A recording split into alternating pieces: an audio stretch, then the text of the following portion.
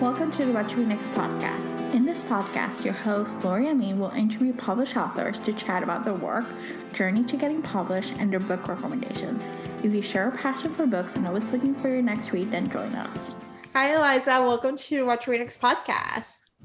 Thank you for having me. I'm very excited to be here. So happy to have you here. So tell us a little bit about yourself. So I feel like the temptation is always to answer this question with places that you've lived. So I'm going to avoid that. Like, even though I really want to tell you like where I grew up and like where I live next. So yeah, obviously I'm a writer. I'm like the type of writer that I get like super duper obsessive about things and tend to like focus on that to the exclusion of everything else. So I'm trying to work on that. And when I'm not writing, I'm really into like horseback riding, like I like overlanding, like traveling, like road trips, all that kind of stuff. And I have a dog who I'm obsessed with. So yeah, that's pretty much me, man. I'm like a workaholic, but I also like to have fun sometimes. I like this so much. So let's talk about the writing process. What inspired you to become a writer? I think it's like, I would say like most writers, I just like read a ton as a kid. Like I'd like go to the library and I would get like 10 books and I would just sit and read like one after the other. And like growing up, I think books kind of like mess you up for the world a little bit because they introduce you to these like amazing friendships and these romances and all these kind of things that you think you're going to find in real life and you're looking for them.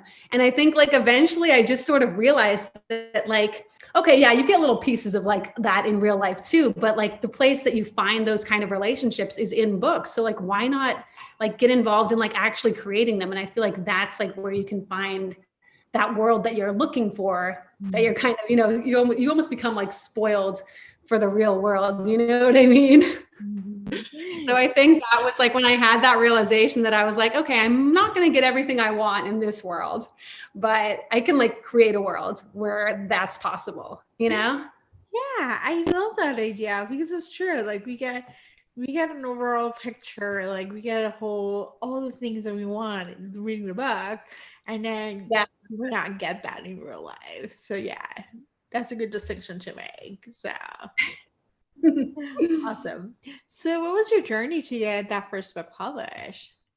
It appears your debut, right? Or it's actually not my debut. Okay. But I kind of feel like it's kind of more interesting, I guess, how I got to If I Disappear. So I might just talk about that one.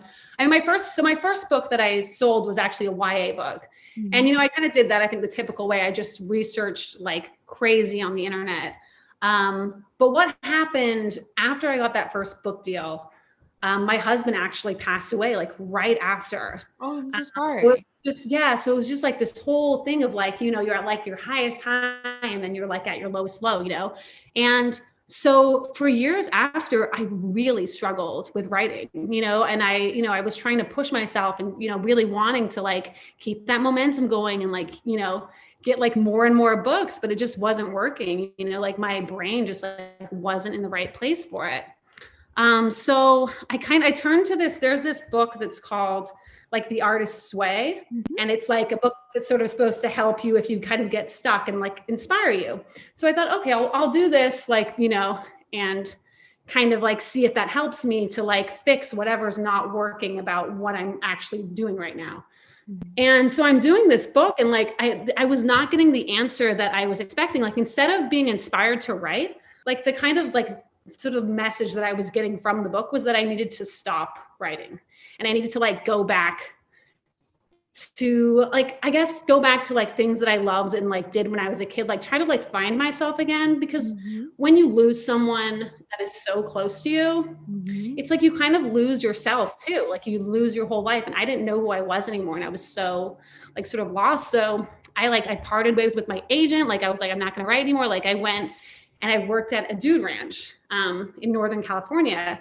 And that actually ended up being the setting for this book. Like I didn't obviously know it at the time, but it was like just through, I think, like stepping back I was able to like, get like that kind of new perspective, like find myself again, and then actually be able to create a story that had like a meaning. You know what I mean?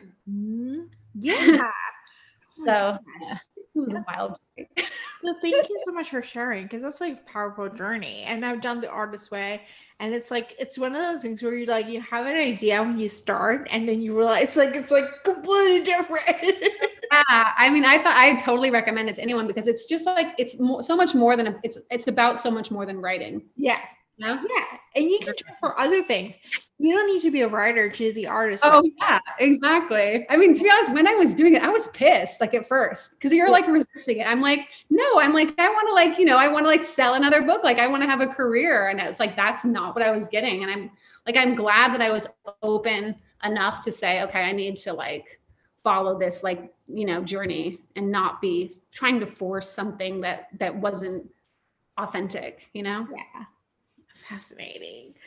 So let's start with the writing process. Do you follow an outline, or do you see where the story leads? You're a plotter or you cancer? Yeah, I feel like this is the like eternal question. And I always go like back and forth on this, because like I think the more that I'm getting into like being a professional writer and like having deadlines and having like multiple projects, the more that I'm realizing that I need to outline. And I used to just do general, and I'm like, I need to do like a specific outline. I need to make sure that every scene is like, has like an intention, has action, has like a want, because like my propensity is just to have people sitting around and like talking philosophy, So I think that I'm like more learning that I need to do that, but it's still it's so difficult, because like the hard thing about outline is that you're like, you have nothing, and you're like supposed to just create this whole story. I don't know the characters. I don't know anything. So I'm definitely like just trying to figure that one out still. I'm like, not sure. I think that it's important to outline, but also be open. And I guess like at the end of the day, there's just like no easy solution, because every book is different. And all of my books take multiple like rewrites, like straight up rewrite the whole book. Like I don't, and I'm always trying to find this like magic, solution that's going to make it easy. And maybe that just doesn't exist. So let's talk about characters. Do they come to you? How do you develop the characters? Okay, so I feel like, I don't know if other people just don't admit this, but like I do actually get a lot of my characters like from real people. And like even to the point, like in this book, like there's this character named Jed, and he is in the book, his name's Jed. He's from West Texas. Like he's from a city called Abilene. He worked in oil rigs, and he's like based on a real person whose name is Jed, who's from West Texas, who's like in Abilene on oil rigs. And like, I told him, like, I was like, I'm going to like use you, because I think like you're really, you have like a cool name. You have like a cool backstory. I'm like, this works, perfectly. Right. Mm-hmm. So like, I mean, usually it's not like to that extent where it's literally like, I'm just borrowing. I mean, the character is completely different than the real person. Mm-hmm. But like, I will always try to have like either like, a comment someone makes, or like just a germ of like an idea of like something that someone like a real person does. And I feel like that for me, it like makes them feel more real than if I was just trying to create, the sort of perfect person. Yeah, I love this. And so let's talk about, because you wrote a thriller, like, or a mystery / thriller, and you start with YA. What made you jump into this story? What was the source of inspiration? This story specifically? Okay, so for this story, there's 3 different things that I kind of like combined that sort of made this story. And the first thing was the setting. And that came from, I actually worked at a dude ranch it was by this town called Happy Camp in Northern California. And it's super isolated. And I had like the craziest experience there. Like it was like, cause it's real, it was kind of like crazier than the book. And like, while it was happening, I was just like, cause when you're in such isolation, like you're like the people around you, like have this super importance on like, I guess like your mental state. And it was just like this like experiment in like group paranoia. Like it was just wild. And it actually like became dangerous. Like I had to leave after like 6 weeks. Gosh. But I was like, dude, this is like a cool setting for a story. Cause I was like, I didn't even realize that places that remote like even existed, Mm-hmm. So I took that setting. And then I also, you know, like I told you, my husband like passed away like 5 years ago. And so I had been living with him in London so I was living in London for like 10 years. So I moved back to America for the first time. I was like single again for the first time, you know, like in like 10 years. And so it was like that whole experience of like being like a single woman again and realizing how men treat you, you know, or mistreat you, I guess I should say. Like I tried to do like a lot of online dating because I didn't know anybody, you know, like I was new to like the country. Yeah. And I was like shocked and like appalled by how men treat women on apps. And like to go from like a relationship where you have someone who treats you like a human being, and then you're like, you know, the way that men like disrespect women and the way that you feel as a woman in America, if you're single or even as you get older. And I just wanted to talk about that because I think that like so many of my single friends feel this way and nobody sort of really like addresses it, I guess. And it was really important to me just to talk about that. And then obviously I sort of combined that with the whole true crime hook, because I think that that's another way to look at how women are treated and perceived by society, especially in America. Yeah. Well, speaking of true crime, you know, you incorporate a podcast. And so what was the research like to get the whole podcasting, true crime, you know?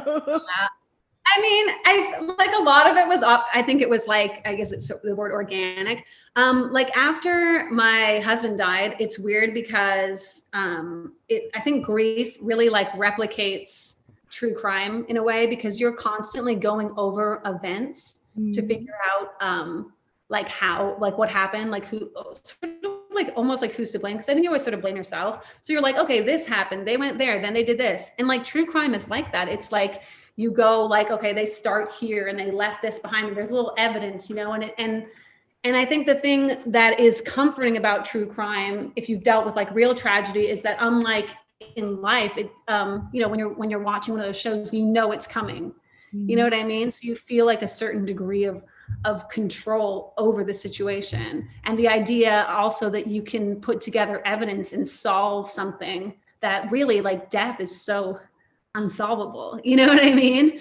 So that was like something that was like already sort of organic to me, because I had become like really into like Dateline, like Crime Junkie, like My Favorite Murder, you know, all those kind of shows, because I would find them, like I would listen to them to like go to sleep at night, because it was just like weirdly comforting, you know? Yes, it is. It is a weirdly comforting habit. For sure. Oh, so what are some of your upcoming projects? What can we expect from you next? This is one cool thing.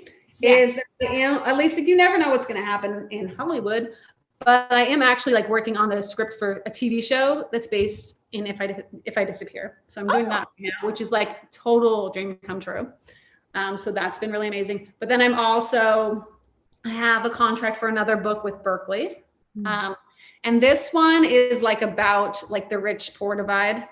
And it's another thing that I have like sort of like a lot of personal experience with, because when I was living in London with my husband, like we were living like below the poverty line. So I have like a lot of experiences that I'm putting into this book.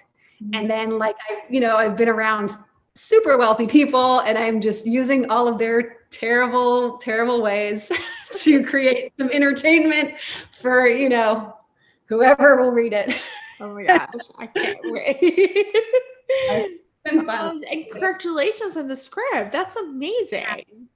Yeah, like I said, we'll see what happens, but it's been like the coolest, just the opportunity to be able to like do something like this and learn. I've learned so much from the people that I'm like blessed to work with. Like that's a total, dream come true for sure. Yeah, that's fascinating. That's amazing.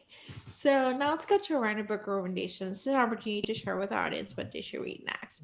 What is your favorite genre? That's so hard. I think that really, it really depends. I like, like commercial fiction. I like popular fiction. I love thrillers. I love nonfiction.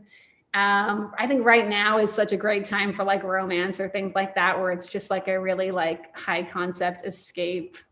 And I love plays. So I can't, it's so hard. Like to pick a favorite. Like, do you have a favorite book?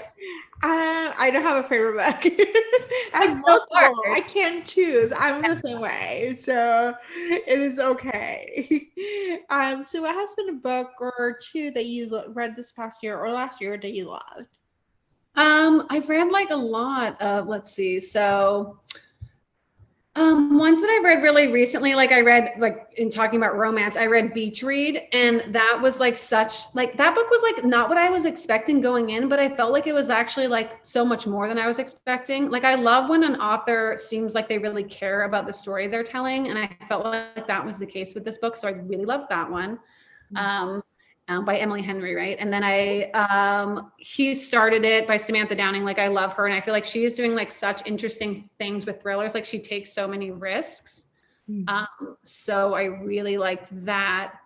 And then I read like some books that are like kind of like I read Dare Me by Megan Abbott. I started reading Megan Abbott this year for the first time, and she is amazing and like such a talented, like it's like her books are like epic, you know? I mean, it's amazing. Hell in the Heartland is a really good true crime one by Jax Miller. Like it's a very kind of like Fargo-esque. And I love those kind of like that kind of nonfiction. And of course, I'll Be Gone in the Dark, absolutely amazing. Like Michelle McNamara, which I mean, I know everyone's like aware of, but like what like an amazing and like important book, and like just an example of how like, you know, the good people that are involved in the true crime world. And along with that, Chase Darkness with Me by Billy Jensen is also like a really amazing look at true crime, and the people that are actually like doing good in that world, which I think is very important and so amazing, because it's like you're facing like the darkest, you know, that's like a real good person to me, you know, because I think it's hard to imagine good people in such a bad world, and that's like the worst you can imagine. And like just like what she did, what Michelle did is so amazing. Yes. So. Oh my God. So tell us where we can find you online. I'm on like everywhere. I'm like, I'm going to just try it all, see what works. Twitter, Facebook, Instagram. Like if they invent a new one, I'll probably go on there too, man. I'm like, but so yeah, under Eliza Jane Brazier, like follow me, talk to me, whatever. Awesome. I'm out. Thank you, Eliza, for being on the show. Thank you so much for having me. It's been such a pleasure talking to you.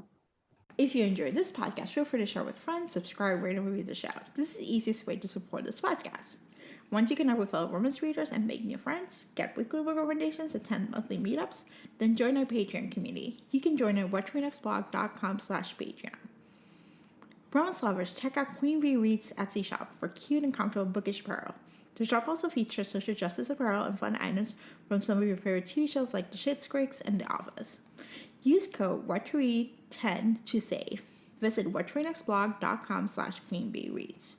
What to Read Next podcast is part of the Frolic Podcast Network. Discover new podcasts to love on frolic.media/podcast.